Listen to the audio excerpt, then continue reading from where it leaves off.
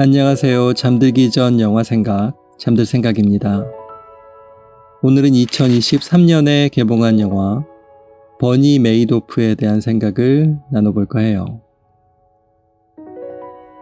전 영화가 끝나고 난 이후에도 좀 찝찝한 기분에서 빠져나오기가 힘들었어요. 이 사기는 2008년 금융위기 때문에 끝날 수 있었다는 점에서였죠. 아마 당시에 금융위기가 없었다면 어떤 식으로든 지금까지 그 사기가 이어져 왔을지도 모른다는 생각이 들어서요. 그렇다면 더 많은 피해자를 만들어냈을 테죠. 특히 위기가 있을 때마다 그리고 그것을 극복할 때마다 피해자의 수가 이전보다 더 빠른 속도로 늘었다는 점을 감안했을 때 그 피해 규모는 훨씬 더 컸을 거라는 생각이 들어요. 그리고 그 사기의 규모가 커지고 커져서 만약 나도 버니 메이도프라는 투자회사에 대해 알게 됐다면 과연 나는 그것이 사기인지 구분할 수 있었을까라고 질문했을 때 제가 내릴 수 있는 결론은 절대 아니다 였어요.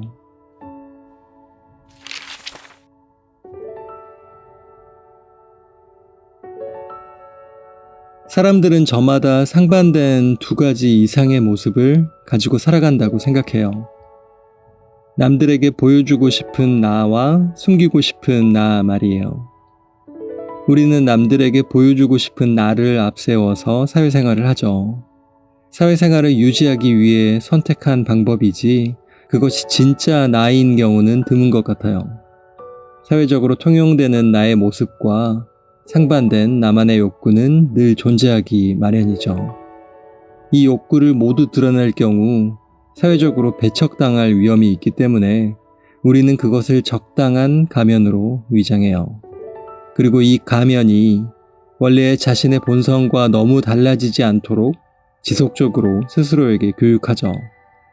그것이 사회 속에서 살아남는 지속 가능한 방법이기 때문이에요.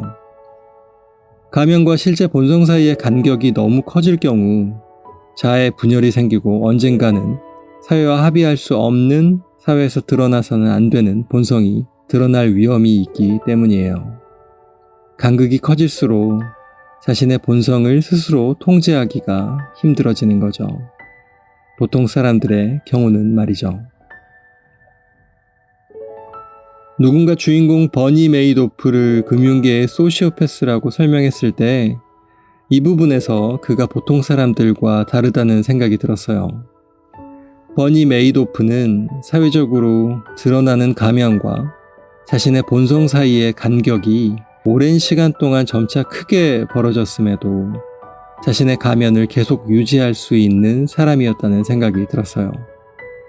가면과 본성 사이의 엄청난 간격을 계속 유지하는 동안 그가 고통스럽지 않았는지는 모를 일이지만 최소한 그것이 몇십 년 동안 유지될 수 있었다는 점, 그리고 그 과정에서 그가 가진 가면은 더욱 사회적으로 성공한 모습, 즉 더 강한 가면으로 발전하고 있었다는 점에서 과연 만약 내가 이런 사람을 만났다면 그의 겉모습에 속지 않고 진짜 그를 얼마나 파악할 수 있었을지 의문이 들었어요.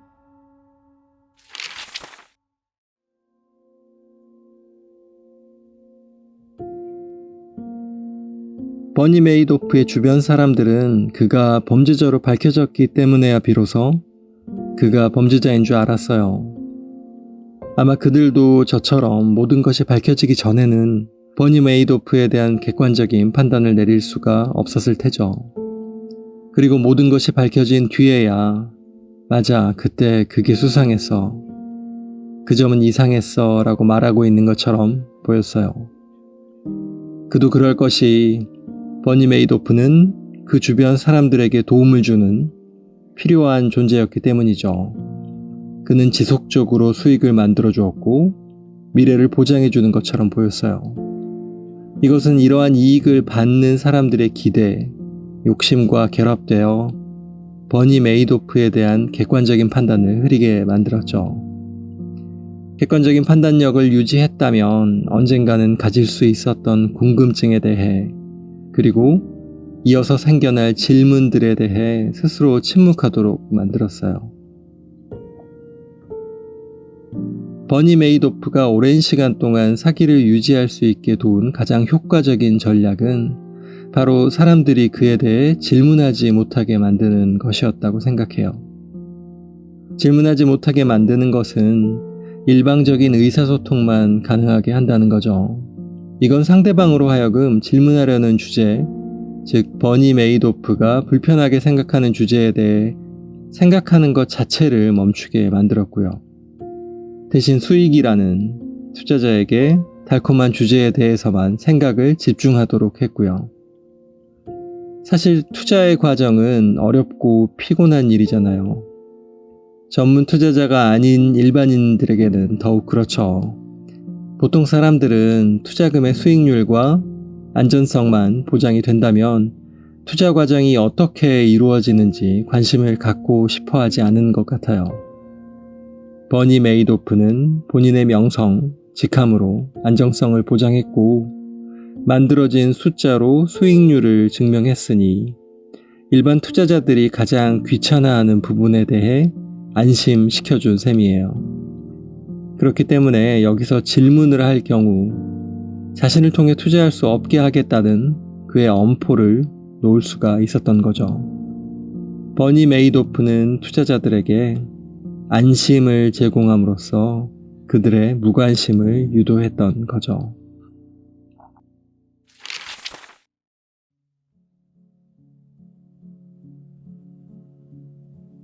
어쩌면 질문이라는 것은 본질적으로 귀찮은 일일 수도 있겠다는 생각이 들었어요. 잘 되고 있는 일을 멈춰서 하나하나 뜯어봐야 하는 노력과 대상의 의도를 의심하는 것과 같은 오해를 감당해야 하기 때문이죠. 하지만 그렇게 하나하나 뜯어봤을 때 내가 그동안 듣던 것과 다른 내용을 발견할 수 있고 대상의 의도에 대한 의심이 맞을 수도 있어요. 혹은 질문은 했음에도 질문하기 전과 상황이 크게 다르지 않아서 괜한 질문을 했다고 느껴질 때도 있죠. 문제는 그럴 때면 우리는 쉽게 에이 괜히 질문했어 라고 후회한다는 점인 것 같아요. 이건 기본적으로 질문은 나뿐만 아니라 상대방 역시 귀찮게 만들고 이는 미안한 일이라는 생각이 깔려있기 때문인 것 같아요. 그리고 이런 생각은 대부분의 사람들은 질문을 안 하는데 유독 특이한 어떤 사람들만 질문을 한다는 여론이 있을 때 더욱 팽배해지고요. 마음껏 질문하는 것에 용기가 필요한 상황, 그런 사회는 슬프고 위험하다고 생각해요.